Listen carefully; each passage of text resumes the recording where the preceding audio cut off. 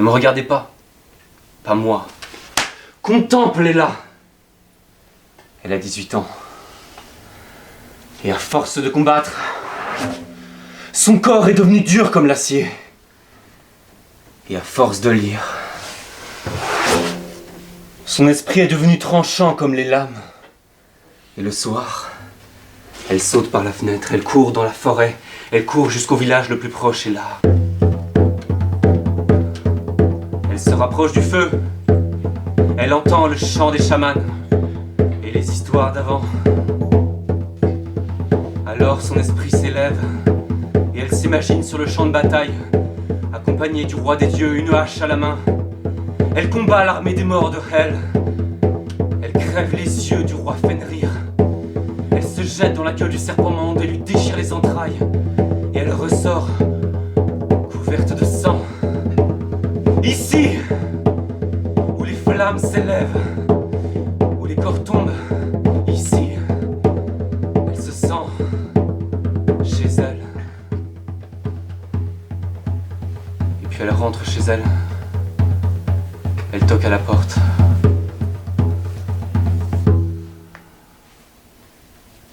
Silence lui ouvre.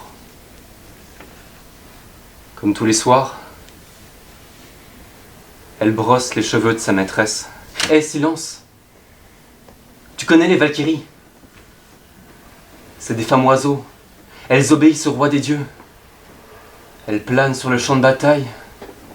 Elles repèrent les meilleurs combattants et elles les emmènent là-haut. Hé, Silence! T'as entendu parler des berserkers? C'est des guerriers ours. Ils sont devenus fous à force de combattre. Et leur seul plaisir, c'est de tuer. Ils ressentent même pas la douleur.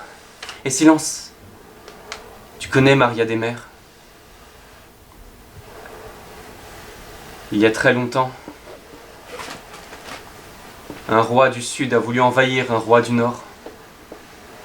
Le roi du Sud a envoyé une armée de ses soldats les plus féroces. Le roi du Nord, lui, n'a envoyé que Maria des Mers. Quand le chef des armées du Sud est arrivé sur la plage, il s'est exclamé « Quoi ? On s'attendait à voir une armée. » Et Maria des Mers a répondu « Oui, moi aussi. » Au petit matin, le roi du Nord a envoyé un messager et le messager a répondu « Sire, je n'ai rien vu. Sinon une montagne de soldats morts et au sommet, une femme qui regardait l'horizon en souriant. Et alors qu'Alfide réchauffait son cœur de glace dans le brasier des légendes, Silence contemplait le dos d'Alfide. Il était couvert d'entailles.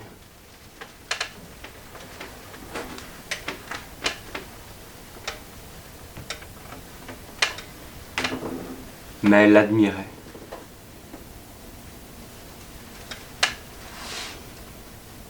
Comme on admire un ciel étoilé. Ne me regardez pas. Contemplez-la! Elle est plus forte qu'elle ne l'a jamais été, plus déterminée qu'elle ne l'a jamais été. Et son père est venu lui annoncer qu'elle allait devoir se marier.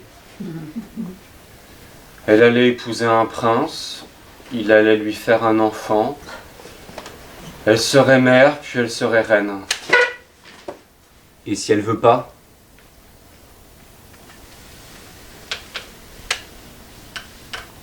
si tu veux pas, ben ça fera juste plus mal. T'es plus une petite fille, Alfide. Faut que t'apprennes à obéir.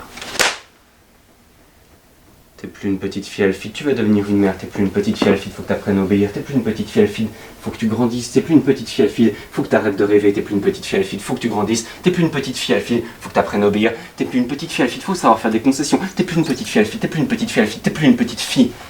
Alfide. C'est vrai que t'es plus une petite fille. Mais tu seras pas une femme pour autant. Tu vas devenir une mère. Une reine. Mais au fond de toi, tu le sais. Tu ne seras pas Alfide.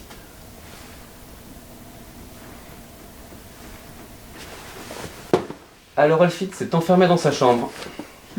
Elle a mis 2 serpents devant la porte. Elle a dit que le premier ou la première qui parviendrait à tuer les serpents à main nue aurait le droit d'entrer dans sa chambre et de faire ce qu'il faut pour le royaume. Beaucoup d'hommes ont essayé. Beaucoup d'hommes sont morts. Et le prince du Danemark n'était pas très beau. N'était pas bête. N'était pas très courageux. N'était vraiment pas bête. Car il a pris une peau d'ours. Il a pris un poignard. Il s'est tranché les veines. Et il a versé le sang sur la peau d'ours. Alors quand les serpents ont senti le sang, ils ont planté leur croc dans la peau d'ours. Alors le prince du Danemark a pris les serpents, a ouvert la bouche.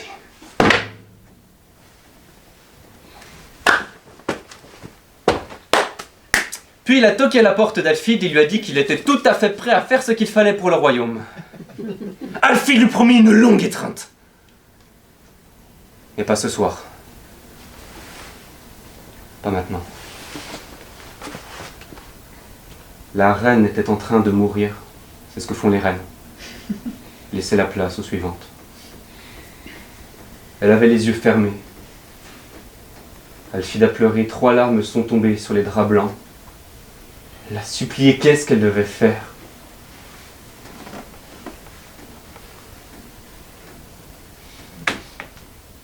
Ce que tu dois faire. Un choix.